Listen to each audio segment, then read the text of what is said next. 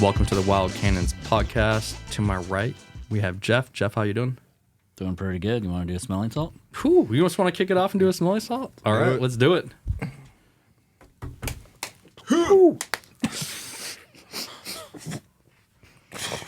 Kick it off. Give me some. Give me some. Watched some hockey player put it in his eyes, so. Across from me, we have Ryan. Ryan, how you doing? Doing great now. feeling fantastic. You're getting tuned up on the smelling salts, and then we have our magical, amazing guest, Jake Rose. Jake, how you doing? So good. Thanks for having me. Dude, stoked to have you. Little intro for you. You were a standout rider for Pistol Board Shop who made the jump from riding Mount Spokane Terrain Park to becoming a sponsored rider. You ooze style, and you have humble swagger. You are loved by so many, and everyone will generally say that you are the nicest guy, that you're super loyal and super kind. But I picture you with missing teeth, dark shades on, long hair braided like Willie Nelson, a big old beard, drinking 40s, and smashing bottles on rails. Yeah, that was a time. But guess what? You are still the nicest, most approachable guy. And that's why we love you. I know a lot of riders in this area look up to you. They tell us that they look up to you. And I also feel like you were a bridge between Mount Spokane and the 49 terrain parks. I believe you're in the space right now of being the favorite local rider's favorite rider. Dude, welcome to the show. I'll take that all day. Thank you. Cheers. Cheers. So stoked, man. Normally I like to start with this background, to find out where you're from and do all that jazz, but we want to get straight into it because this is what all the guest questions were about. And we would like you, in detail, to explain The red wagon. Everyone was asking about it. So let's get into some details. And Let's talk about the red wagon and everything story. that goes into that story. Yep. All right. So I guess been like eyeballing it forever. It's a Spokane staple. Always wanted to find something to do on it. This is obviously, I think, my first real year ever riding street or anything, and didn't really take into consideration that it's aluminum. So there's that. I felt like I was on softer metal than a than little normal softer. rails. Yeah, they you have to be like perfect. Yep. To make it work, and they're sticky on top of that no matter what. So kind of just was on a bit of a tear that year. I feel like I was getting tricks pretty quick. We were out with Mike Miller a lot, and Jager and Mitch and Josh Wing, Mason were out that year. It's a really fun year. Solid crew. Solid crew. And it's funny because I think I had maybe 10 clips already at that point, and they all kind of just fell into place. Things were happening super fast, and we went there, and all right, well, nose pick board slide. Like, what else am I going to do on this? I've thought about that a lot over the years, but thinking about it, I was like, well, there's no speed. That's not ideal for this. I don't have a drop-in ramp. Again, not ideal. But we did have a bungee and a couple guys willing to pull me into it. Mm-hmm. And it's so funny looking back on it now because I really thought that it was going to be easy. And I get Mason and Josh were the ones up there. We had a 30-foot bungee, so we had to wrap it around the little stairwell or whatever To get into the slide. Yeah. Had to wrap it around it a bunch to shorten it to next to nothing. And, that sounds crazy in itself. Yeah.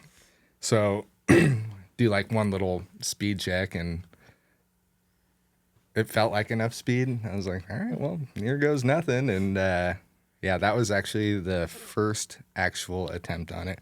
I think I went up and stalled on the edge of the wagon and then kind of came back in. But that was the first time that I got on top of it. I was looking down. I'm like, yeah, no, this is it. And not it. Yeah. Not it. pretty much fell to the bottom, and it has the wagon handle deal at the very bottom. And I pretty much just like landed on my face on a closeout. And yeah, it was, I rolled over. Like, I just remember using my tongue and feeling a tooth hang in, and the other one is just disappeared. I don't know where that thing went.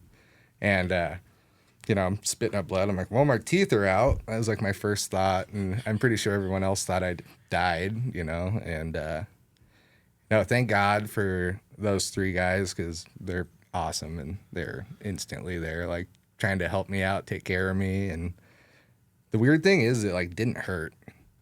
Really? Yeah, it is, like, That's I mind blowing. broke all my ribs and collapsed a lung one time. I would do that, knock my teeth out like 100 times again over breaking my ribs again. That was the absolute worst. That is so wild. Yeah. So wild. Like Wing was also describing it as like the little Halloween candy corn just hanging there. Yeah, because it In was like blood. full root and all came out on my main big tooth, and it was just like hanging by the gums. And in the video, I like shake it around, and You look like in the video, that close up that Mike has, it looks like you're like fine. Like that you don't like that That like, it didn't I never happened. honestly I didn't like get knocked out or anything. That was like that's an insane aspect of it. Is don't think I got concussed. I was like fully coherent. I just knew that. Oh, another thing. When it happened, my tooth or my lip went over my other tooth and jammed all the way up. So I had to pull my lip down off my tooth. It's like stuck there, and yeah. Minor damage, broken nose, broken top of jaw, and a couple teeth. So you broke your jaw as well. Like the top Yeah, section. yeah. I don't know exactly what you'd call that, but Would you do it again? no. So I mean- no, there's no rebate on that. No, not on the slide part, but I have thought about like a different trick you could do on it that doesn't involve me falling off. A little the more top science and maybe wax it up and like no, nothing to do with the slide. Period. staying away from it. Yes, staying away from the slide. Yeah, Did you have that planned out for a while, or were you kind of like, I was kind of just thinking everything was a little too easy at that point. It got a very real reality check. Yeah, but it wasn't like a planned out, like you really want to hit the red wagon? Oh, I mean, I did, Yeah. but like I said, we had hit like 10 spots before that, and it was kind of just a day where, well, what do you want to do? I'm like, let's go check out the red wagon. And yeah. Epic. So when we do our research and I'm asking, number one thing comes up, red wagon. Yeah. There was like nothing else. Everyone and knows then- the red wagon. But yeah, I mean, if you want to cement yourself in the street history of Spokane, you did it. And to be like, oh yeah, I'm fine. I didn't get knocked out. What I also would like to know is you rolled without, a grill for a little bit. Yeah, I think 9 months without teeth. And then I have like a flipper now, and it is broke multiple times. So then it's like, at one point it was, I'll get teeth when I can afford to get some, no insurance or anything. And so, yeah, no, it's a cool party trick. The kids love it. And adults. Adults, yeah. Well, thanks so much for sharing. I know we all want to know, and if there's any other questions that we think of during this time, it might come back to that. Hammer it. And we kind of just put you just straight in the hot seat with that. But we will go back and kind of go through like where you grew up. I mean, where are you from? I was born in Wasilla, Alaska, in my house. Lived there till I was 13, and then moved to Spokane. But growing up in Alaska, pretty cool. We got the first concrete skate park in Alaska in 1998. So, I mean, I was 7 at that point, but by 8, had a skateboard. Started skateboarding before I ever touched a snowboard, and had a lot of fun there. Made friends, and my older brother Keith, he was into snowboarding. Like him and his buddies, they were like all watching like CKY videos and stuff, and I thought they were so cool. But they bring home skate videos, snowboard videos, and our house is kind of like the hangout. So spent a lot of time around those guys. They were like setting up rails in the yard and doing the thing, and yeah, pretty much for Christmas one year, I was like, definitely want to do that. And so that's kind of where it all started. It's just the yard there. And Wasilla doesn't have a local ski hill or anything. It's got Hatcher's Pass. So growing up, for the first 6 years I ever snowboarded, I like had never ridden a groomed trail. It was there's no chairlifts. It's everybody gives mom with a minivan $5 for gas, and she picks you up at the bottom, drives you to the top of the run, drops you off, and then do that all day. Van laps. That's Yeah, sick. yeah. It was a lot of fun. Really, really cool place. It's got a couple chairlifts now, actually. Oh, right. Yeah, That's awesome. and it's like avalanche area and stuff too. So I mean, like, there's a couple runs that we stayed on when we were younger, but there's like a lot of backcountry access out of there.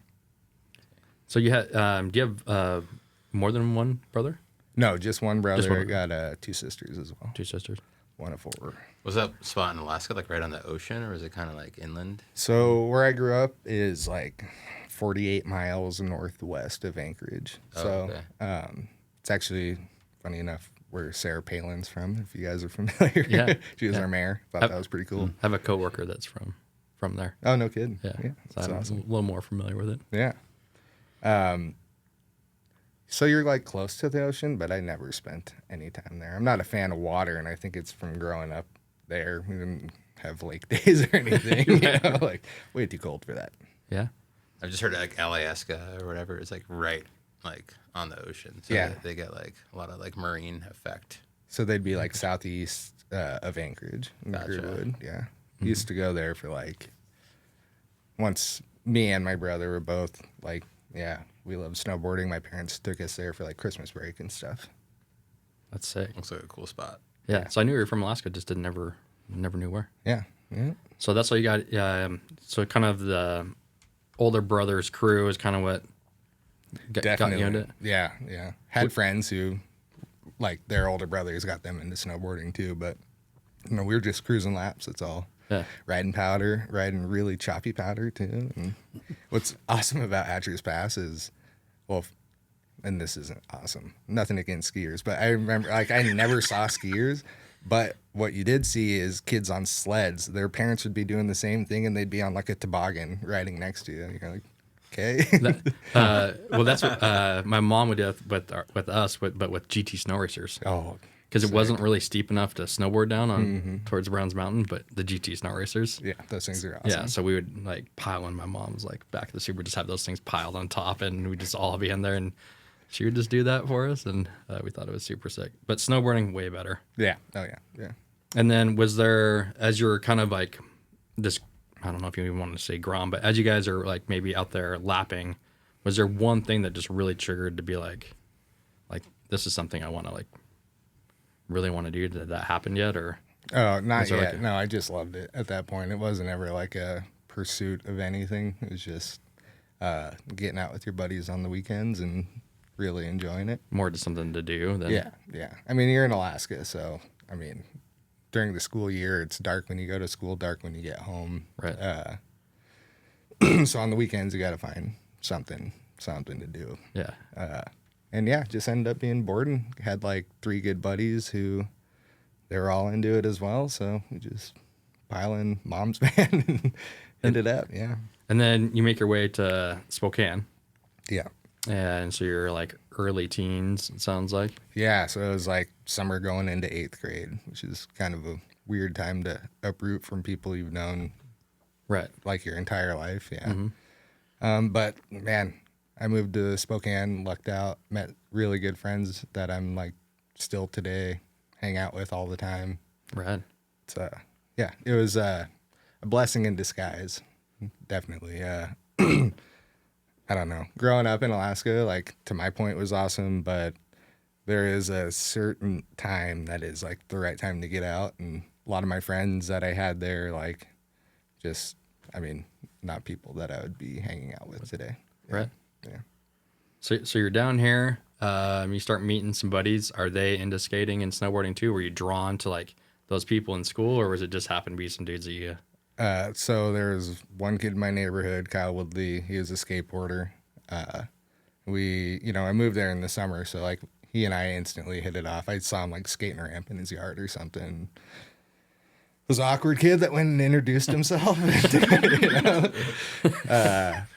Yeah, and so I started skating with him a bunch, and then you know, going into the school year, that's when I like met some friends who were into snowboarding and stuff, and went up to Mount Spokane, and yeah, loved it at that point. There wasn't much of a park or anything, you know. It was there, but it wasn't great, and nothing like it is now. So count your blessings, kids. So Mount Spokane became kind of your home mountain. Definitely. At that time. And you and I have talked about this before. What I shouldn't say rail, but what park features do you remember when you first started riding there? So rainbows. Never had hit a rainbow rail before I ever like came down to the lower 48s. There's that. I remember a lot of the rails that they had, and they're all like single round pipes spaced out with sheet metal, tacking them together and making like a 6-inch wide rail. They're terrible. Yeah, they're not good. Yeah. Yeah. It tracks. That tracks. Couple shotguns here and there, but yeah. The OG rainbow rail though. Yeah. Happy to still see that thing in the park. The yellow one, or it used to be yellow, I think, back in the day, and then it was red. Then now it was red. it's teal. Yeah, I think it is too. I think all the rails match now. I think they had one really big. It was a flat down. I think was the only other thing that. Yeah, and they had that one for a while, and that was actually pretty good. They had a weird kink rail, I remember, and it's like built for a flat down flat kink. It wasn't not built for a normal kink rail, you know. But hey, made do. Hey, yeah, we had to do what we had to do. Absolutely. What do you got for us? How long you worked at Mount Spokane then? Yeah. How long did you work up there? I think I worked there for like 3 seasons, maybe 4. I remember, like when I was 18 and old enough to work up there, I went and applied, and Ty Holm, he was running the show, and you know, I had like been begging him for a job essentially for 3 years at that point, and finally was old enough, so went to the the job fair. Yep. Oh yeah. Yeah. Went and told him I was like, I think I said I was like a wizard with a rake or something dumb. Yeah. Something like I that. love it. Yeah. Wizard with the rake. I was not at that point, by the way. Yes. So are you now? I feel I'm pretty seasoned. I got some years under my belt with the rake. Yeah. Yeah. And you only worked at the park. Yeah. Only at Mount Spokane. Yeah. Yeah. Only. Yeah. And then when did you go to Hood? So when I was 21, so I think, what is that, like 2013? Yeah, I had like interviewed for a job at Wendell's, and like I drove down. I had like roofed houses for a little bit to save some money up. I think I had like, I don't know, $1,300 or $1,400 in a minivan my parents gave me, and ended up going. And when I got there, they told me that my job position was actually like they had ended up not having that position anymore. It was for something weird down at the Wendell's campus. Wasn't on Hill or anything. And so at that point, I was like, well, I got $1,400, got a van, it's got a bed in it. I'll buy a summer pass and see how long I can live off like $500. Yeah. And that's exactly what I did. Yeah. It was like eating gas station burritos over a little like tiny crappy stove, living in a van in front of the Chevron there in government camp. Yeah.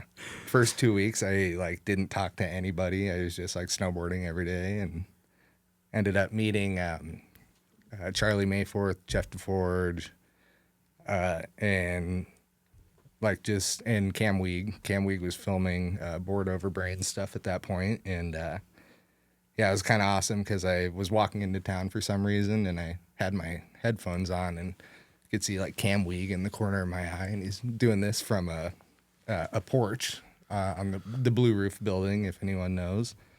And I'm like, what does this guy want? And he's like, hey, I got some clips of you today. You should come film with us. I'm like, all right, cool. Yeah, I'm down. So I did do that. And then Jeff and Charlie were like, hey, if you want to come dig at Mount Hood Summer Ski Camp, you can ride the lane up there instead of public park. It's a hike lane, but whatever. Is stoked to just go board with some people. And ended up showing up at 7 a.m. and I got there and I remember they're like, Jesus, we didn't think you were going to come. Yeah, nobody comes. You got a lift ticket, man. Like, Yeah. yeah. So just started digging there. And after a few weeks, they're like, hey, we can't pay you or anything, but we can get you 3 meals and a place to stay. So that was my first summer at Hood. Had a place and rode it out till August. Dude. Wow. Yeah. So That's awesome. So you made it happen. Yeah. Well, kind of. Everything kind of fell into place. I feel like I was just. But if you weren't willing to go down there to, just do your thing on $500 in a van to follow a passion of riding. Yeah, things would be a little different, I Yeah. think. Yeah. You didn't just turn around and come home. No, So, no. Yeah, that wasn't an option. Nope. It was like, this is where I want to be. I'd been watching the High Cascade videos and stuff for years at that point on YoBeat and whatever other. Back when you had to wait for edits, they weren't Yeah. just like scroll through Instagram and watch Austin Viz do like the most insane stuff ever. Yeah. Like that morning. Yeah, exactly. Yeah. Time of. And I think just like tying this back, so you have this time, you come to Spokane, you meet some friends pretty much right away, it sounds like. You're riding, you're like, okay, now I want to be part of this park thing, of working in the park. Then your progression, I'm assuming, just like maybe skyrocketed in the time that you're here, that like 4 or 5 years that you're like, okay, this is something that I kind of want to do. Is that right? Yeah, by the time I think when I was like 15 or 16, I was like, I had the older group of guys at Mount Spokane, Josh Wing, Mason Sutter, Skylar Powell, Cody LaBelle. Those guys were all like huge influences for sure. They were like, watching Burning Bridges and, they had like sick kits and stuff and they were doing hard tricks. I'm like, yeah, these guys are awesome. And finally, after like a couple years, they took me under their wing. Yeah. Yep. And after that, I was like, I think they were like 19. And I remember, this is so corny. I remember being like, I'm going to be so much fucking better than them when I'm 19.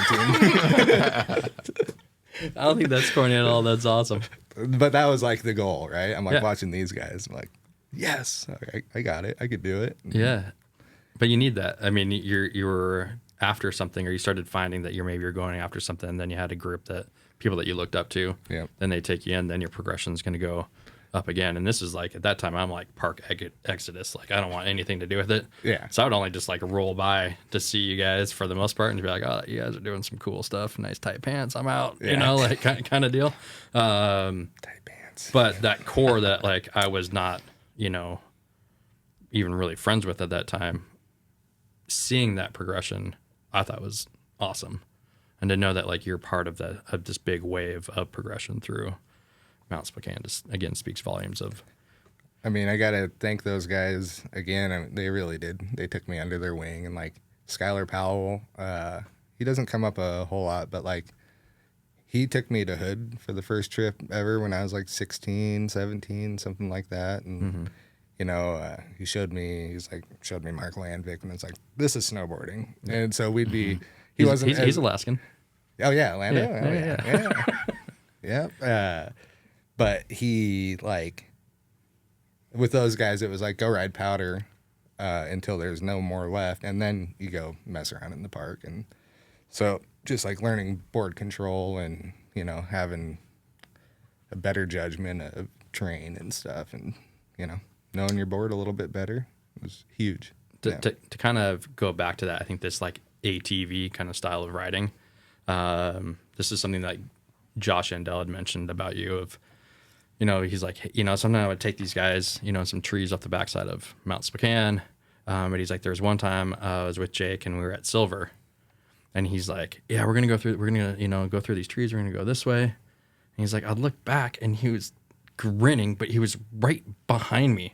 He's like, I'd make 2 more turns and I'd look and I could see this grin on his face and he was right behind. And so he just couldn't believe the edge control that you had. And I want to say it was like maybe North Face Glades. I could be wrong in that, but somewhere there was tighter trees and he was right on me the whole time. He's like, he has it. Like Out he of has fear of getting lost, mostly. I think. Well, you shined in his eyes at that time. Did you get any sponsors along the way? Like, you get hooked Yeah, up? yeah. So I mean, well, that's Josh Yandell. Massive shout out to him. He kind of like Josh Wing and Mason got me on the program with him, and yeah, I don't know what it was, but he was like getting me boards through a couple companies. Like Yes Snowboards was like I think the first free snowboard I ever got. Yes Jackpot, and I still have it at my parents' house. I Oh, that's sick. love that board, and Yeah. that's like Sentimental. yeah, very sentimental for me.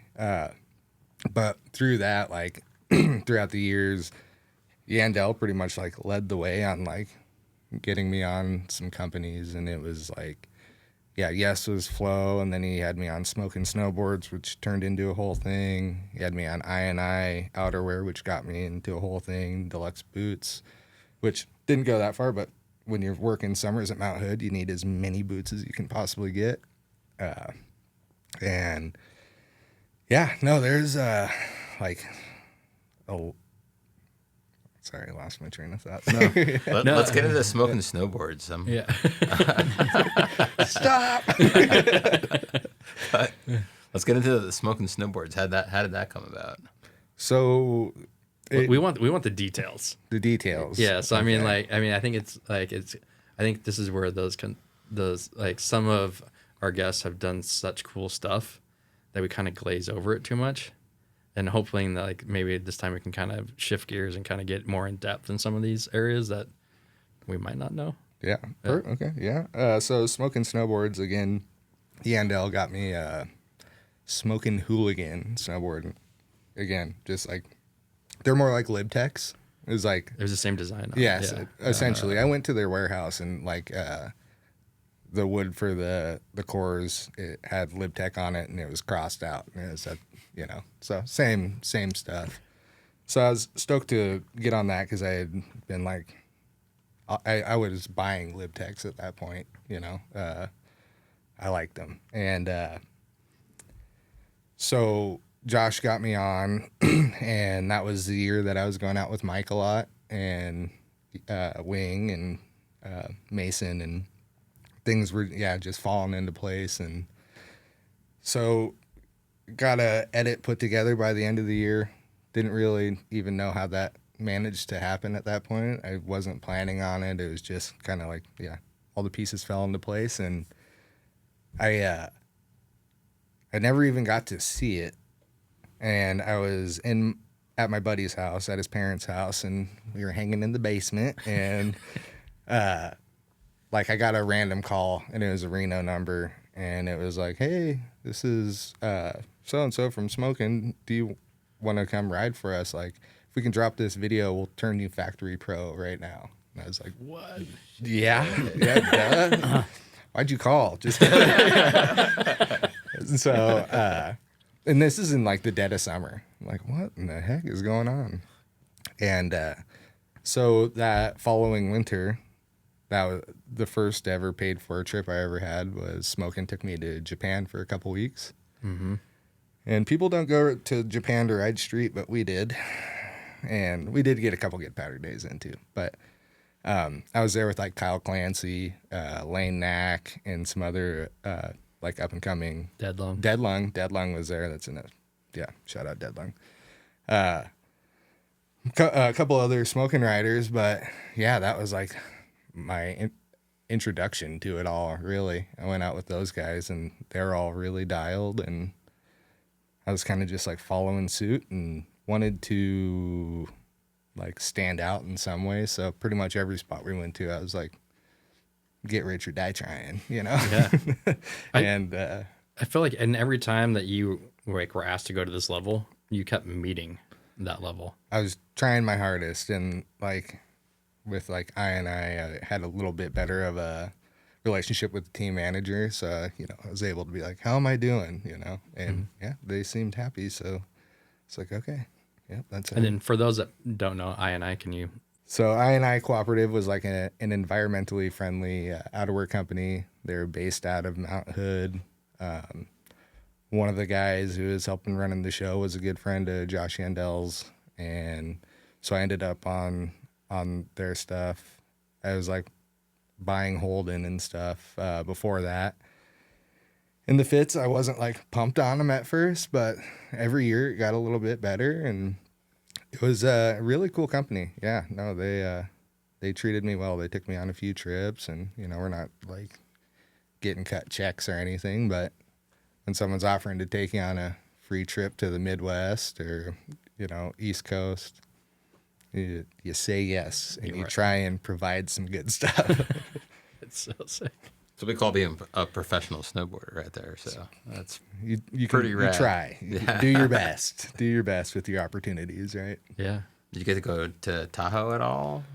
So I went to Tahoe with Smokin' because they're based out of Sparks, Nevada, which is right outside of Reno. Gotcha. Okay. So went up there just once. Got to go ride with the team just at Boreal, and it was like the funnest 2 weeks of my life. It was sunny every day, as the kids call it. The conditions were very Cali. Oh, very Cali. Sunny, slushy, just really, really good time. Did you possibly get an ender while you're On that trip? the team edit. Yep. I forgot we were there for like a catalog shoot or something too, and that was always like the weirdest part of doing all that is when you got to like stand in somewhere and get pictures taken of you. It's like, okay, what do I do now? And Walk us through that part of it. so Will Bateman had like a lady feeding him pizza at one point. So I don't know. Wait, Should we go into she that? had like no clothes on. Oh my gosh, that's so funny. Yeah. It was kind of like have some beers and just like goof off in there. And yeah, I think, was that the time I did like a tail block on a chair or something in one of those shoots. Oh yeah, yeah. That was weird. Yeah, it was like a all white room. Yeah. I want to yeah. say, yeah. Yep. That was weird to have all my winter gear on. It's like we're in Reno, it's 100 degrees out. Yeah. Yep. Sick. When you were on your trip to Japan, where did you guys ride? Just So we had some guides that were like some rep riders for Smoking over there, and I was heavy on the Sapporos for the trip, but Nice. we took a 4-hour train ride from Tokyo, and we went somewhere. And it was sick. No, like a town that sticks out is like Gunma, but On a yeah. on a map, can you point it out? so we rode the is train. it zoomed in and I can read it?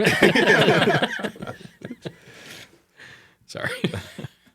We rode a train from the we landed, spent a night in Tokyo, got on a train, and then it was like how did that? We must have landed in the morning. Actually, we spent like the day in Tokyo, and then jumped on a train, and like it was all of a sudden, yeah, it was dark out. We jumped in a van with a couple local guys, and they drove us to like their aunt's house or something, and it was like this same feeling as like an old samurai movie, like paper thin walls, and yeah, it was a culture shock for me, for sure, to say the least. And How old were you at the time? so 20 must have been 22, Yeah. maybe 23. Dude, you were young. Yeah, You're Yeah. still young, but young. not as young as these young guys.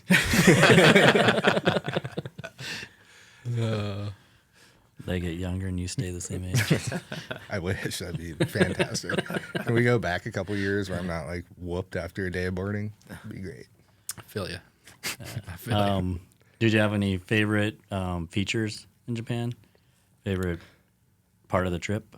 So my favorite part of the trip was like the last day we went and rode like blower bluebird powder at a resort, and I've tried to find what resort this is, and I don't know why, but I cannot figure it out. Like I have no idea. All I know is it had like an insane bowl.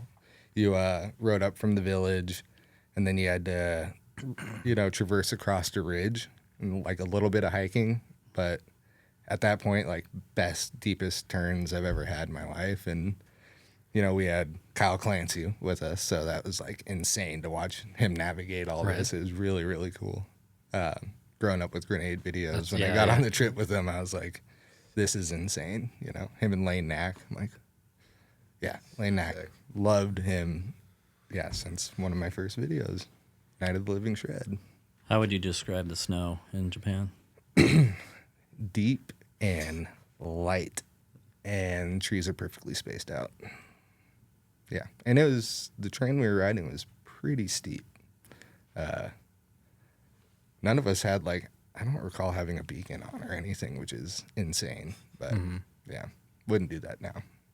Different times. Different times. You're on a jib trip, man. So what board are you riding? Are you not like you're packing a bunch of boards and be like, oh, okay, maybe we're gonna hit some POW days?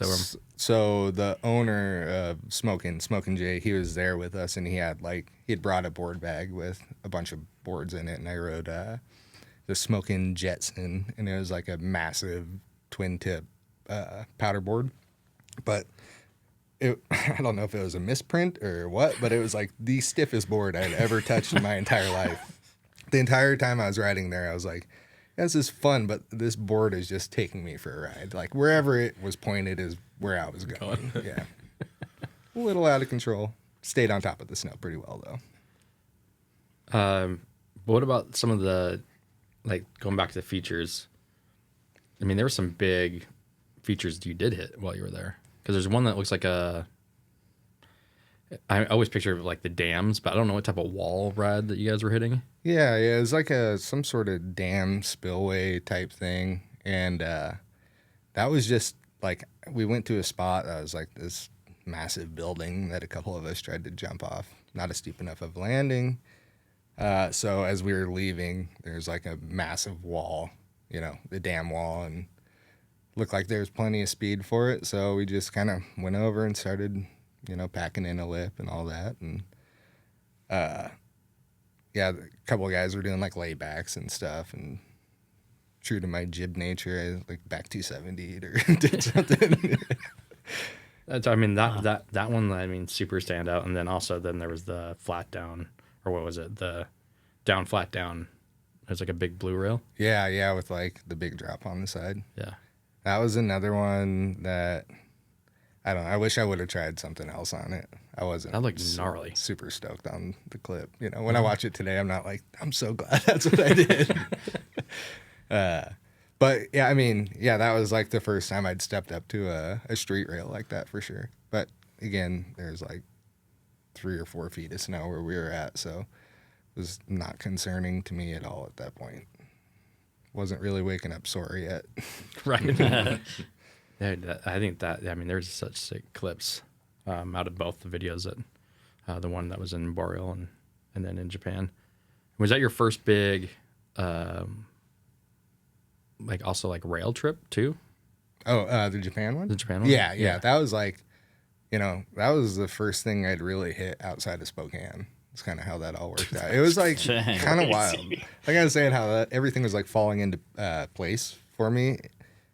That after filming that winter with Mike, I like a Japan trip fell in my lap, and it was in like end of December, beginning of January. So it was like, you know, I got the call, and then You're in the basement. You get the phone call in summertime. Yeah, in the summertime, and it was like 4 months later. I'm like, you know, telling my mom, like, yeah, I'm going to Japan. I need to get a passport. It's like, what? Like, how much money do you need? I think I brought $300 with me. I think that's all I had, and I probably came home with money. Anything they're willing to pay for, I was, yeah, okay. That's so sick. Favorite food in Japan? 7-Eleven sushi. Mm-hmm. Yep. 7-Elevens are like on point. Yeah, over there. they're good there. No, we had some awesome, where we were at, it was known for like a cold noodle dish. It was like you put it in piping hot broth. That was really good. There's a lot of good food there. Yeah, place is awesome. Got anything else for Japan? Not that I can think of. We went there Yeah. As well. And 7-Eleven was really good. I like the seaweed wrap. Yeah, exactly. Kind of just like try and make out what's on there, and you're like, okay, maybe that's salmon. you're just We'll like, try fuck that. it. Yeah, exactly. Yeah, It's so good. yeah. I actually went a second time too. Tell us about the second time. That was 2020. We were there. We were in Japan when like COVID hit, Yeah. And I had been working in Alaska, had some money saved up, and a good buddy, Alex Drinkard, was like, hey, we should go to Japan. Talked to our other buddy, Ricky Mills, into coming along. And so it was just like self-paid for month-long trip to Japan. I think we rode like... Do you remember where you went? Yeah, that New Year's in Tokyo when we landed. Dude, we did the same thing. Yeah. Or was Yeah. it, we were a day before, but yeah, Day before. we did New Year's In in Tokyo. Yeah. Crazy. Yeah. Insane there. And then the next day we flew up to Sapporo, rode a resort there. We did the same thing. Yeah. And then we started just going to all like the ropeways. The main standout one was Sahidake. They had a really, really cool, I don't know, all the terrain there is insane. When we got there, the snow wasn't very good in Japan, but we saw Torstein Horgmo and Eike Helgeson, or Haldor Helgeson. We're like, okay, this is probably the place that we need to be right now. Yeah. So we stayed there for like weeks in this hostel, and the hostel was awesome. It had a onsen, saw like a, what's like the gang in Japan? Yakuza. Yakuza. Saw like I'm assuming this guy had a full body tattoo and there's someone drying him off with a towel. And they were being like, okay, let's get out of here. Would you go back? I want to, but at the same time, now that I've been twice, I want to like go check out Europe or Would you? Jordan maybe. Or Yeah. Georgia. Sorry, not Jordan. Jordan. Yeah. Ooh, yeah, no. So that would be one of your hit lists of places to ride? Georgia? Yeah. Yeah, Yeah. definitely. Yeah. You don't hear many people say Georgia. That's surprising. I saw, and I forget what video it was in, but some team did a trip there, and it just looked like insane and Yeah. very affordable. So I like both of those aspects. Yeah. Yeah. Yeah, we just need to know how the food is. Then we'll see. Yeah. You got some good 7-Eleven food over there? As we're kind of jumping around here, but we know that you have an invite to Super Park. Yeah, that was through Smoking Snowboards as well. Yeah. So let's break that down. Let's maybe talk about the invite, getting there, everything wrapped around maybe the nerves or the people that you're riding with. So nerves were high. I'd seen Super Park at that point. It wasn't anything new. I'd watched the videos, but yeah, I got the call, and they always have some jibs and stuff, and I'm like, all right, I'll go like be able to hold my own over on that section of Super Park, and yeah, went. We stayed in this like insane Airbnb in government camp with the whole smoking crew, and got to meet like a bunch of the not only like the people who were working for smoking at the time, but like a bunch of boarders. They kind of invited. I met a dude from Canada, Jay Britton, and I like still go see him up in Nelson all the time. But he was riding for them at that point. But yeah, went up to Super Park and stayed away from all the insane jumps. Like I said, I grew up riding at Mount Spokane, so I was not like chucking meat on 80 footers. Yeah, not for me. Dude, that's so crazy. I can't imagine just being there, Yeah, but let alone like riding any of that. it's a lot to take in. I remember having like anxiety driving up the hill because I think that year, that might have been the bachelor year, the first time I went. I'd gone to a couple, but yeah, bachelor year I think was the first year that I went, and it was watching like how everybody else navigates that was really impressive. Like, all right, you're seeing people that you looked up to forever, and they're going off on a jump. It's really easy to just like run to the sidelines and watch the show. And I did that a lot.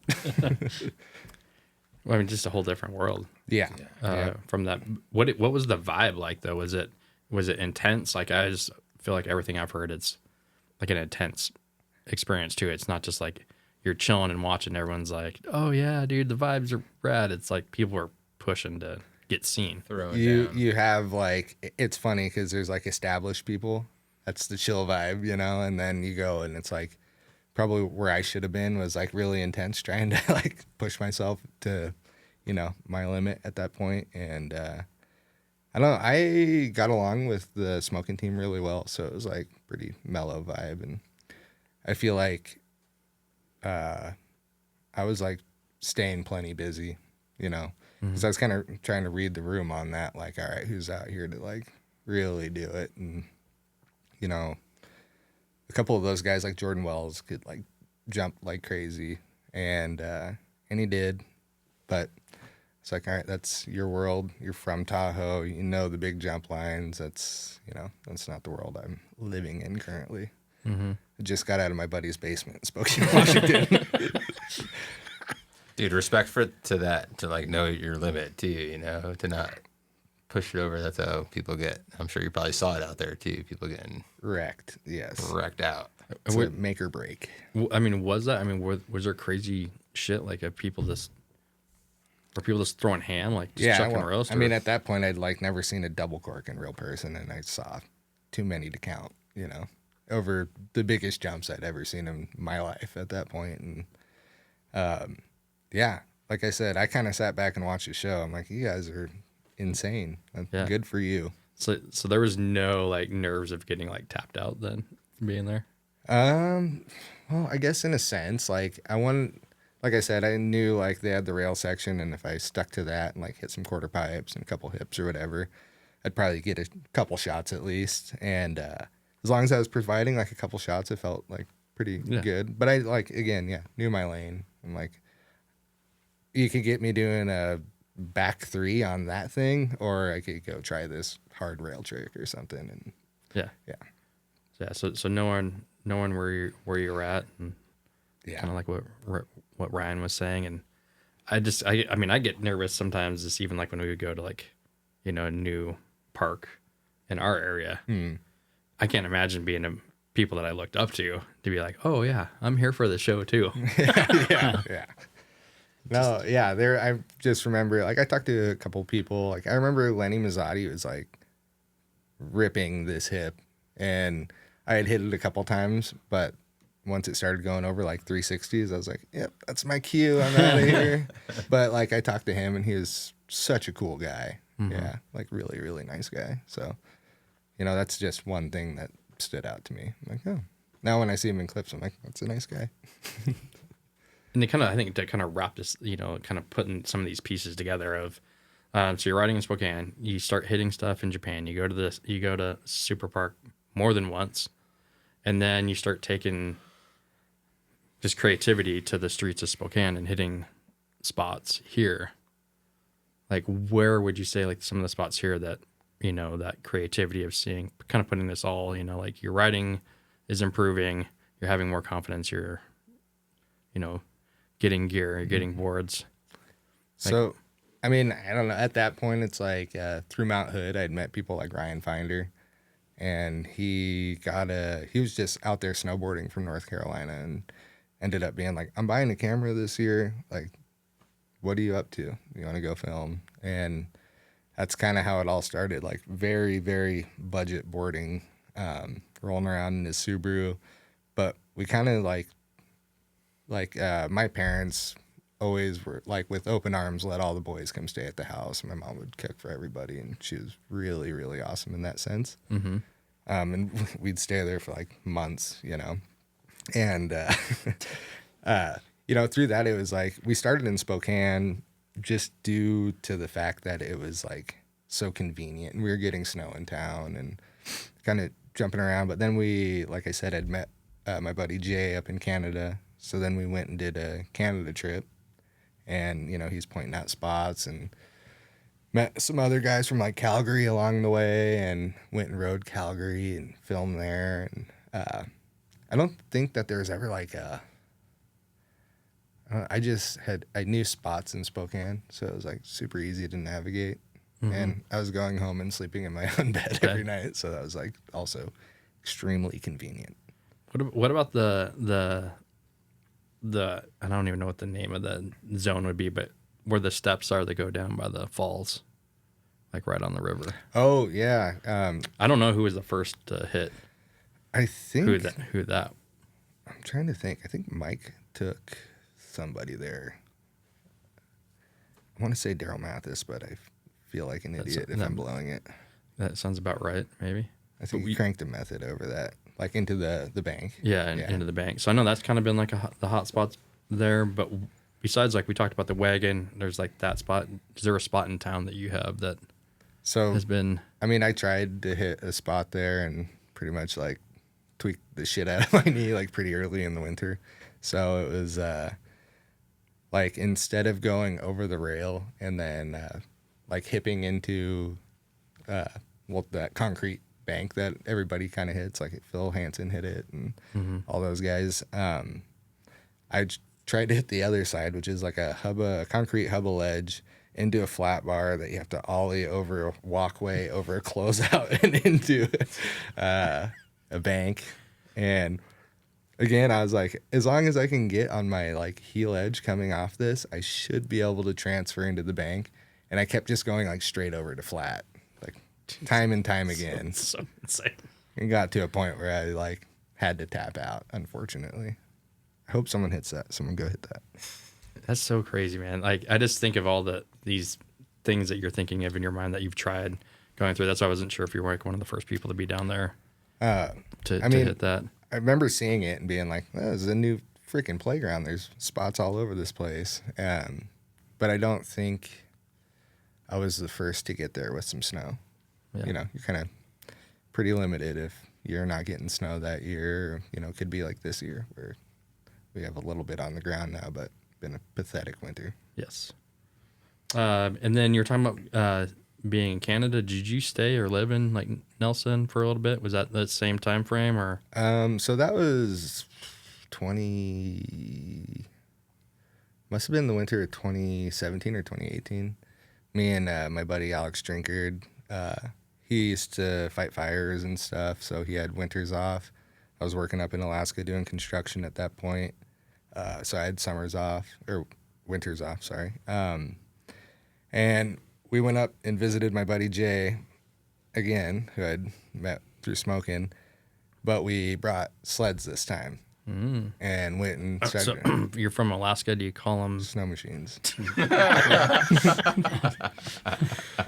No, I get caught slipping all the time. Yeah, I mean, when you say snow machine to someone, they're like, "Oh, you're a snowmaker?"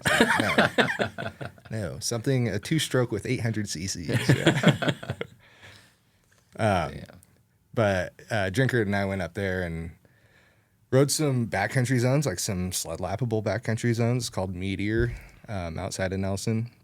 And after that, our buddy Jay, he always had like a backyard park setup, like still to this day. He's probably pushing 40 and still has a corrugated tube setup, a A-frame rail, a flat bar, like right in his backyard. Still getting Impressive. it. And he had like a bunch of people over for a backyard jam while we were there. And by the time Drinkard and I were leaving, we're like, dude, we got to move up here for winter. Looked into it. You don't need a visa to live there for 6 months or less. So we found a 6-month rental there in Nelson. And that following winter, went up and stayed up there. So did you ride whitewater?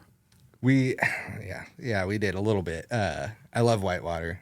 It just rubs me the wrong way because we had sleds, and I told Alex, I'm like, all right, if we go ride whitewater, we take your car, you pay for gas. If we go ride sleds, we'll take my truck, and I'll pay for gas. You obviously fill up your own sled or whatever. Yeah. We probably rode whitewater like 7 days. I just spent thousands and thousands of dollars on gas.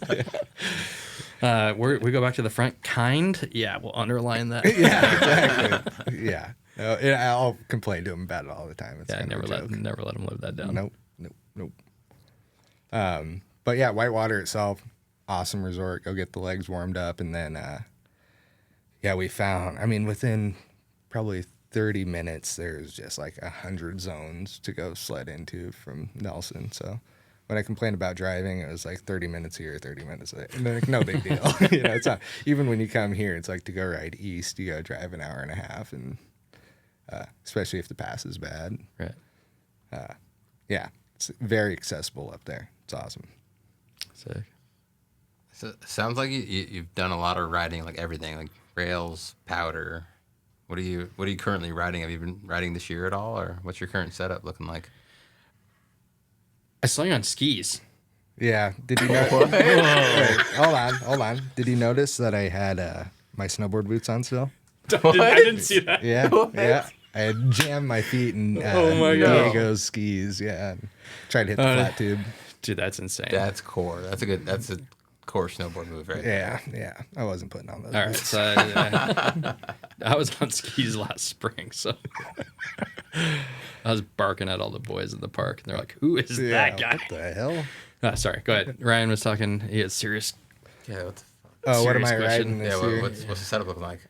So as far as like what board I'm riding, Union board, Capita. Union board? Jeez, yeah. Capita board, Union bindings, Vans boots. I'm just really been riding the toe only this year. The snows hasn't been worth it to try and get out and do anything else. Yeah. Other than I went and took an Abbey course up in Nelson a month ago and split boarded around on like the worst conditions you could ever imagine. Yeah. You're like following someone and all you see is like an edge mark. It's not imprinting whatsoever. Yeah. That sucks. Yeah. Learned a lot about avalanches that day. It's insanely stable. Is that like an Abbey one? Yeah, just Abbey one. My brother wanted to take it. His wife was doing Abbey 2 class. She's like a mountaineer and stuff. So my brother asked me to do it. And like backtracking to Alex Drinkard, he has been like fascinated with snow science since forever. And he actually does avalanche forecasting around Jackson Hole, Wyoming now. And so it was kind of weird. Like it was a good refresher, but it like felt weird that I like knew a lot of the stuff this guy was teaching us. I'm like, okay, whatever. But a good refresher nonetheless. I got more familiar with my equipment, which is like all a guy can ask for. Yeah. If you plan on going in the backcountry, go take an Abbey one. I think that would probably be our Jeff and I's experience too. Yeah. Of like actually using it and like having like the mock scenarios where you're like, okay, time's ticking. Right. Like get on it. Yeah. It was pretty cool. Not a lot of the guys that I like snow machine with have like any sort of training or whatever. So it's good to go throw a beacon around somewhere and make them find it. Yeah. Just keep them on their toes because just because I have it doesn't mean I'm not the one getting buried, and I want you to find me, please. Exactly. All right. We want to give a big shout out to Uprise Brewery for supporting us. We encourage you to support our community, support local, support Uprise Brewery. Right now, we are drinking their Vista House Pilsner solid beer. You can get this amazing logo beer at their tap room in Kendall Yards. It's all ages. They do have food. It's a full restaurant. Go check them out. You can also get their beer on tap at Mount Spokane and the cans at the top at the Vista House. Go support them. With that, we're going to get into some quick hitters. And we think we should have a smelling salt. Probably started off with smelling salt's a good idea. All right, Jeff, you want to go first? Go ahead. Oh, my God.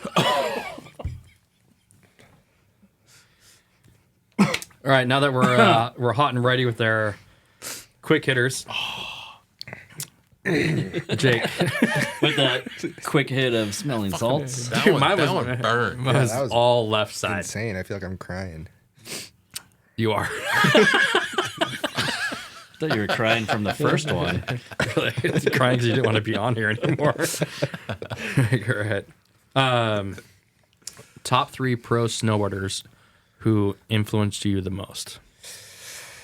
Ooh, that's always a fun one. There's nothing really quick about that. There's nobody. Is that what you just said? No. It's a fun one. It's not quick.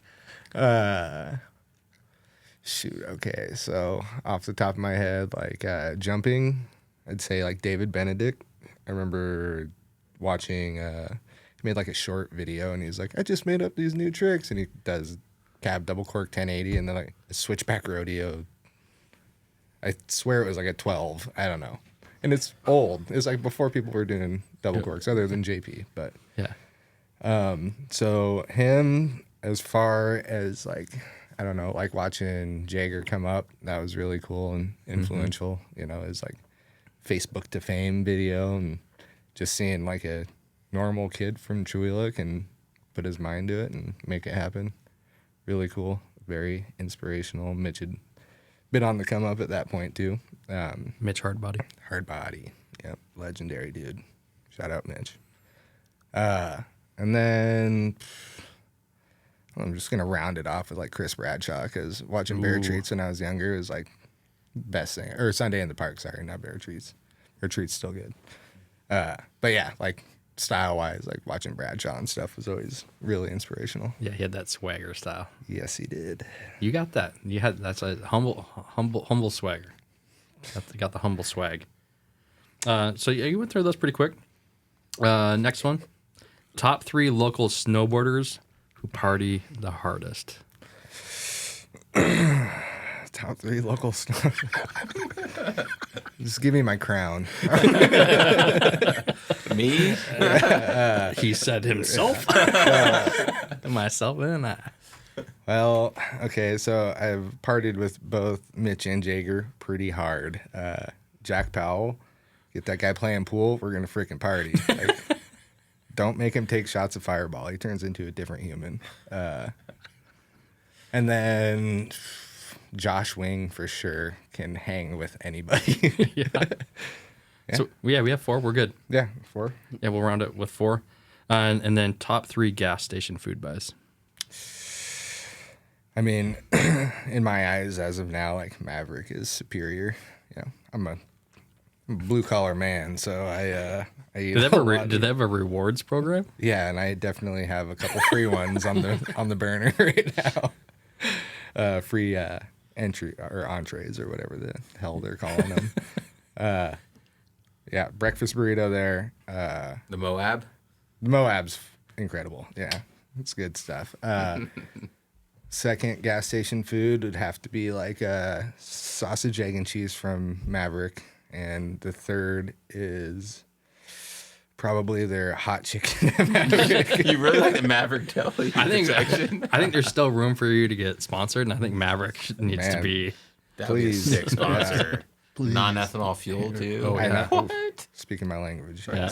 Yeah. We're on to For something. your snow machines? Fuel up the My snow machine. Yeah. That's kind of untapped. Maybe we could, as a collective, we can get on this. Let's just like start with Viz, and maybe I can get some trickle down economics going. Awesome. This little section we call "What Comes to Mind" and friends' questions. Oh boy, Vintage sleds.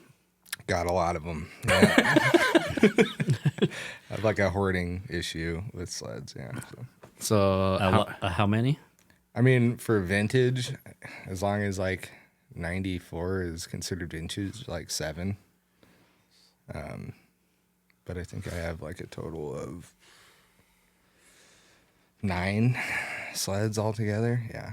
I keep telling my wife I'm going to work on them and sell them, and then I just work on them and keep them. and then a kind of follow up to that. What about maybe some 4-wheelers? Got a bunch of those too. Yeah, I'm bad. Yeah. No. Are those vintage as well? Or? They're all older for sure. I'm not like throwing dough. I look for good deals and then work on them and tell my wife I'm going to sell them, and I don't. I think I have like 6 of those right now. Any 3-wheelers? Yeah. Love 3-wheelers. Oh, I've always loved 3-wheelers, but I got 2 of those. Yeah. The big old tires on them. Yeah. One's like it's not a Big Red, because the Big Red is only built in 1986. It's shaft driven and it has reverse. I have like a 84 200. That's essentially a Big Red, but Death machine. yeah. They're really fun to go camping on, because like typically you're riding like logging trails or whatever anyway, and yeah. Anybody that sees you is going to be like, thumbs up, too. I used to like extend the sides on my sled deck, and I'd have like 2 3-wheelers, a 4-wheeler, and like 2 dirt bikes crammed on the thing. You're going up logging roads and all of it's side to side. Looks like I'm gonna tip the thing. And I have gotten stopped, and guys like, love the 3-wheeler. Oh yeah, not surprised. You see a three-wheeler coming up the trail, you pull over to the side. Yeah, You give them the right away. They're either solid or suspect. 100%. Yeah. 99% chance they have a mullet and 100% chance they're hammered. They definitely have some cold beers. Yes. Dang. So some of your friends, a lot of them mentioned how they always have the best time riding with you. Why do you think that is? Because we're doing something fun. Yeah. No, then even I heard they called you iconic, and that they just had a wonderful time every time they're with you. Well, I appreciate that, whoever you are. I don't know. It's like keep the stoke high, and I mean, some of the best days I've ever had have been with like my high school fucking best friends that I'm still close with today, and it'll be raining, shitty snow conditions, terrible.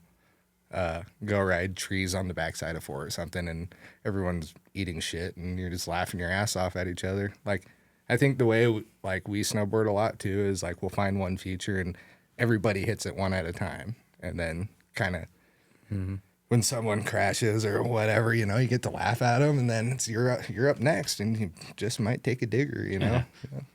I think it's a good way to. I think I've thought of 2 things of that. One, kind of thinking of like how your teammate like Wing and those guys kind of took you in, Mason took you in. Yeah. And so maybe you do that to the younger guys, like some of these guys that are saying, that you are this icon, that you kind of reflect what you had. Those guys, yeah, they're awesome. And like I said, if the park wasn't good, we're out, right, just snowboarding. And like Wing is like the funnest guy to snowboard with ever. He's like always stoked. He's stoked, and then he back rodeos a swallowtail board. He's shit. And you're like, what'd you think's gonna happen? I just like I think of that, and then even like riding Baker where nobody waited for anybody. Yeah. So like when you're talking about like waiting, we do that like with us. Like we like to watch each other hit features and do that. Baker's a place that like for safety reasons you kind of go one at a time, right? Yeah. Well, but then nobody waits. That's crazy. So nobody's looking back.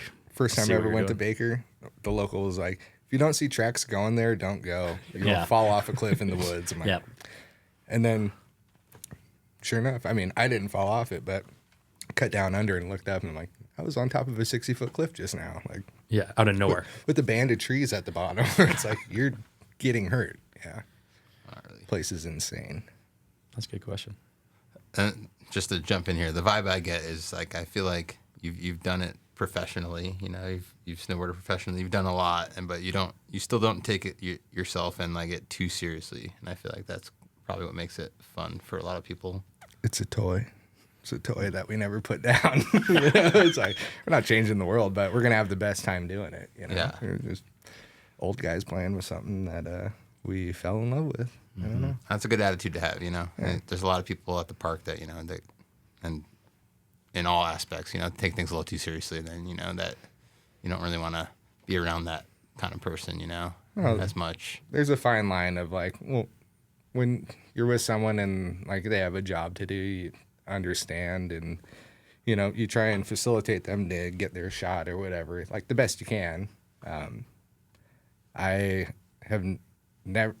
always liked shoveling, honestly. When I started working construction, I was like, don't tell anyone, but I shovel for fun all winter long, like all winter. And just people are gonna take it one way or the other. They're either gonna be really it's like it's their job, especially if they're on a trip or something, or they traveled to come build this jump or whatever. Some people react to it a little differently. I felt like I always performed better when it was like we're just having fun, right? Like, yeah, this is scary, but like it's also really fun. Yeah. Mm-hmm. Really fun when you're right away, especially. Yeah. Yeah. Gotta keep things light, I'm Yeah, sure, especially in high risk things like that. Trying to. Yeah, it's like you've weighed out the options. Like, it could be a death-defying stunt you're trying to perform, and it's like, okay, you can buckle down for that. But if it's not that, then let's have fun and just enjoy it. I mean, typically snowboarding, you're hanging out with some of your closest buddies. If you're not, you're in an area that is like so gorgeous, like stop and smell the roses and like enjoy being there, because it really does fly by. Like, I think about it all the time. I'm like, man, that was like amazing. I can't believe I got to go do that. Mm-hmm. I wish I would have enjoyed it even more than I already did, you know? So Great advice. Do you have a favorite video clip or photo? It's kind of like a little disheartening.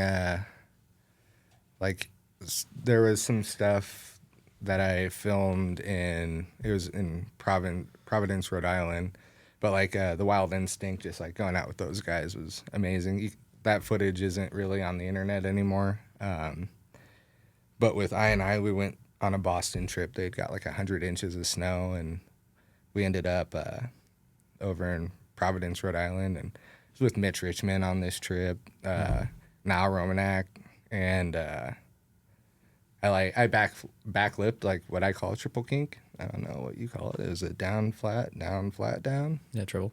Yeah. Yeah. Triple down. I don't know. People are calling it six kinks. I don't know. No, not that sick. Yeah. Yeah. But that's probably like my favorite clip I've ever gotten, just because it was like, you know, something that I felt was like a really good trick on a really tough feature. Mm-hmm. That year, Jed Anderson backlip pressled the same rail, but you know, we'll take our wins when we get them. One of the dudes who's like, off here. Yeah. It's like, of course, yeah. Why? Of course he did. Why wouldn't he have? But you're still in that same arena. I mean, like, that's Getting to tour these cities you never would get to go to too. That's yeah. rad, so. No, to like, I don't know. There is no other possible reason I'd ever go visit Boston, Massachusetts. I mean, like, for me personally, you know, maybe if you're like a sports fan or something like that, but I'm not much of a sports guy. I've always been fixated on snowboarding and skateboarding, and yeah. Sounds like we need to dig this clip back up and get it going on the gram or something. Bring her back. I think Justice Hines, he just moved up to Sandpoint. He's a buddy I've been filming with since the beginning, and I think Ryan Finder gave him the hard drive with all the clips on it. So I just talked. It was about a month ago. I was able to chat with him for a while. Rad dude. Oh, Stoos is a freaking man. Love that kid. And they just did a sick Japan trip. Yeah, I know. Yeah, he was really pumped on that. Like, yeah, and what he's doing up at 7B is really cool. Those guys got a good scene going up there. Yeah. They got a collective going right now. It's pretty badass. It's cool. It's really cool. Well, that kind of takes us out of that section. I want to give a little shout out though as well that you did support the Girls Gone Metal with a really nice donation. Of course, gotta do it. Yeah, so thanks for giving back there. I know they're appreciated, and it was one that actually encouraged them to shoot for a higher goal. As they should. I thought that was pretty low, and I'm happy to help. Like, it's so cool to see all of the women riding the park now. When I was younger, we had Callie Martin and Jen Davis, Jen Miller. Yep. They were the only two people, like only two girls riding the park at that time. So when I go up and ride the tow and they have their posse on, why wouldn't they want their own rail? I mean, set it up exactly how they want it, and yeah, no, they've earned it. In every way.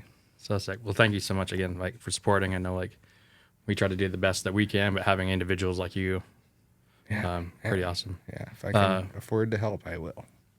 On the other note too, we did, I had a bet going with Chris Grenier. Speaking of Boston, and our Seattle Seahawks beat the Patriots, and the bet was just a minimal $25 bet.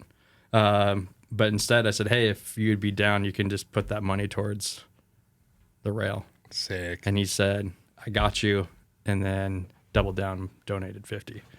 Legend. So, yeah. Pretty rad when it's like someone like you and then someone like outside that, is kind of helping support our little community that we have. Absolutely. That's really cool. So pretty rad. Want to give a shout out there. to you and to Chris for bucking up there. Legendary individual there. Yeah. For how much he gives back to Totally. take the time to take on a stupid $25 bet and then double down on it.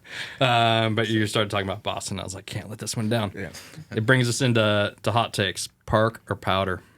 Well, what's the conditions looking like? Well, you ride powder until you. Yeah. I mean, if the snow's good, yeah, we're riding powder. We're definitely riding powder. If it's sunny and slushy, though, the rope toe or handle toe, whatever you want to call it, it's pretty nice. The park. But if you had to pick one. For the rest of my life, powder, absolutely. Yeah, but I like your program. You have a good program. I like the program. I love them both, but there's a line to draw in the sand where it's like, die and really enjoy yourself. Low impact or high impact? Exactly. All right, pants over or under the bindings? Under the bindings, I used to be definitely my front pant leg went over the binding. Whoa, just the front? Yeah, just let them know it was probably switch. So I have a theory on some of this. Yeah. Because sometimes mine would be the back, but because I would wear extra large pants, and then I would rip the back, and so it would always fall over, so my back would be covered. Riding switch all day? That's crazy. Oh, that's funny. Favorite person to snowboard with? That's tough. But Alex Drinkard. Yeah. Go ride some powder with Alex. Sick. Should snowboarding be in the Olympics? Sure. Why not? I mean, what those guys are doing now, they're for sure athletes, you know? Oh, yeah. Like, it is insane. Not fond of the judging that's been happening, but So you've been following? a little bit, you know, when I can. It's just like there needs to be that stage for snowboarding. If they're going to do it with skiing, then snowboarding needs to be in there. It's way cooler. 100%. In your opinion, what local rider never really got the shine they deserve? Josh Wing. Yeah. Shout out. And then up and coming, like I hope like Joe and Bo and Jack both like get some credit because they're, I mean, in Alaska right now filming, you know, they're putting in the work. Yeah. Next premiere, go donate to them. Yes. And we had a blast. It was so fun. Yeah. Yes. And we stayed out later with the boys, and you're like, oh, well, not for you, but at least Jeff and I are like, oh, the old heads are still out. Oh my God, I know. Like throwing around the term unk. I'm like, get out of here. Yeah, not yet. Not yet. Not yet. Exactly. Not ready for that. How do you feel about pants rolled up above the boot? Boot showing. So, I mean, I used to do this, so I got to say it looks sick as fuck. But, I don't do it anymore. It did look sick as fuck. Yeah, it was. And Mike Miller hates that. I got it from Kevin Rouse. Rest in peace. He's a legendary dude. I saw him doing it first, and I was like, that dude looks cool. I'd better start doing that. Oh, man, Zach Lingo did that, too, and I was like, you and your skinny pants not getting in my car. Like, I mean, you can't do it and go ride powder. But yeah, I mean, yeah, that's true. if you're Very just true. jib and steel, I mean. With that whack trend in snowboarding right now. Hating on anybody. Everyone's up there to have fun. Just let them do whatever they want. I'm not hurting you. Dude, solid answer. If you could take 3 friends on an epic month-long snowboard trip, who would they be? Where would you go? Man. We riding powder or rails? Dude, you could pick both, whatever. Yeah. It's a fantasy story. Well, my fantasy story. We're not snowboarding. Yeah. So I'd probably take like, I don't know, let's see, probably Drinkard, Wing, and my buddy Hayden Johnson, and we'd go ride powder wherever the best snow at that point in time is, and good mountains. Perfect. If it was a rail trip, I'd probably want Viz, Jack, and Bo, and That would be a crew. probably the Midwest if it hadn't already been everything done there. Somewhere on the same level there. I think you need to have a mini version of this. Be fantastic. Would you out hit the steel? I've thought about it.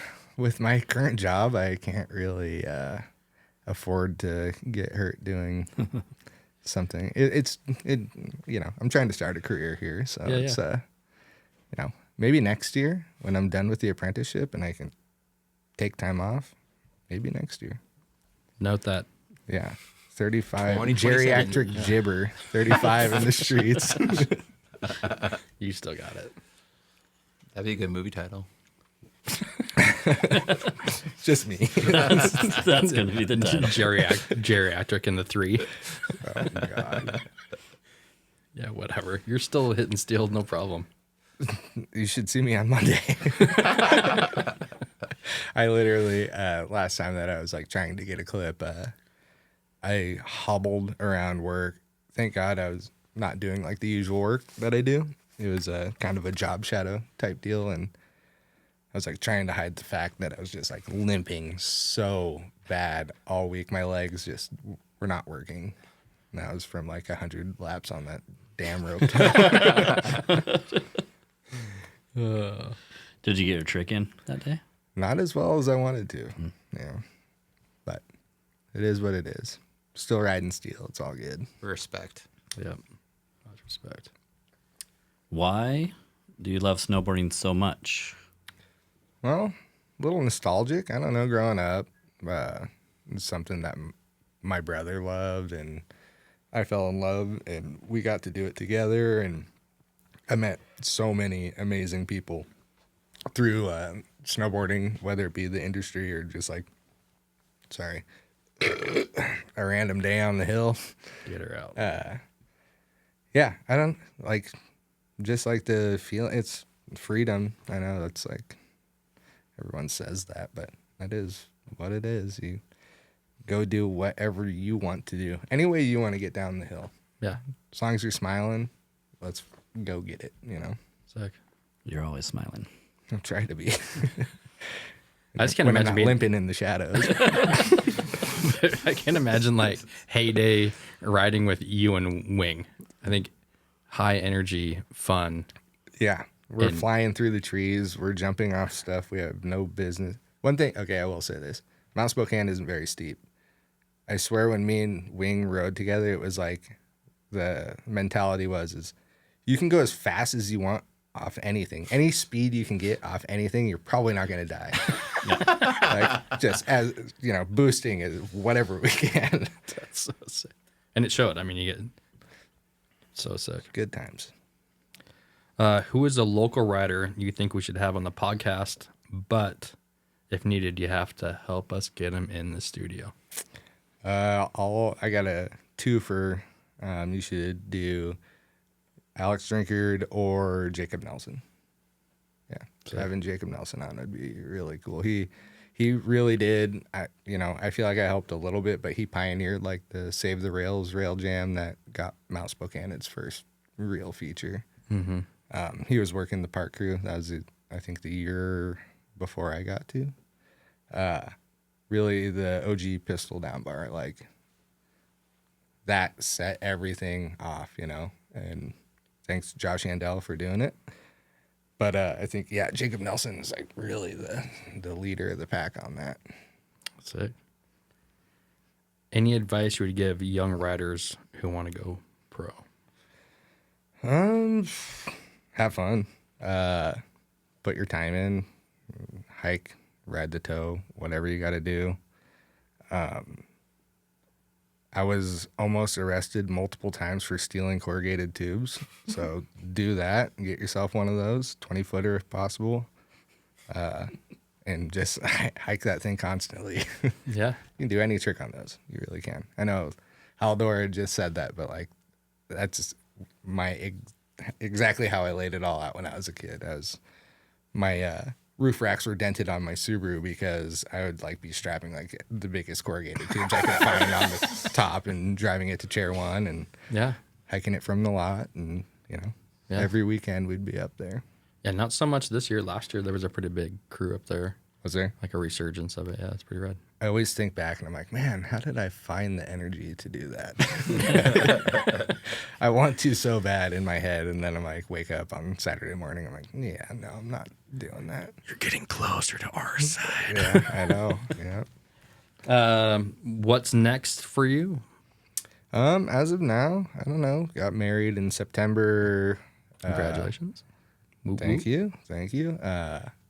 Working on starting a career at a Vista, going through the Awesome. apprenticeship. It's Solid. not easy. It's really tough and stressful, and you have to put a lot of time and energy into it. So that's my life goals. Other than that, snowboard and ride my snow machine as much as possible. Right on. Do you think this, and this kind of one last question with it, but the work that you've done to put in to snowboard translates to basically everything that you just said? High pressure. You have to work hard. Yeah, no, absolutely. You have a goal at the end. Like, that there's going to be a finish line for light you. at the end of the tunnel, right? Yeah, totally. It's like, I don't know. I feel like my dad taught me a little work ethic, but like the snowboarding thing, it was like, it's almost a selfless thing because you go on these trips and you're like, your buddy getting a clip is just as important as you getting one. So go out there, shovel your ass off, get the spot built before you get kicked out. At least get them to hit it a couple times. And and that translated over for sure. Yeah, it was, I'm here to do one thing, and it used to be make money, not a career or anything. But like, when I first started working construction and stuff, I was terrified of getting fired. Just like you'd be worried about getting dropped if you weren't producing for a company, So, kind of the same. Love it, man. And then lastly, any thank yous or shout outs? There is so many. Like, I don't want to like leave anyone out in this. It's like I should have wrote down a list, and it would have been the next 30 minutes of this podcast. I promise you that. So thank you everybody who's supported me in any way, especially my parents. Thank you. Woo!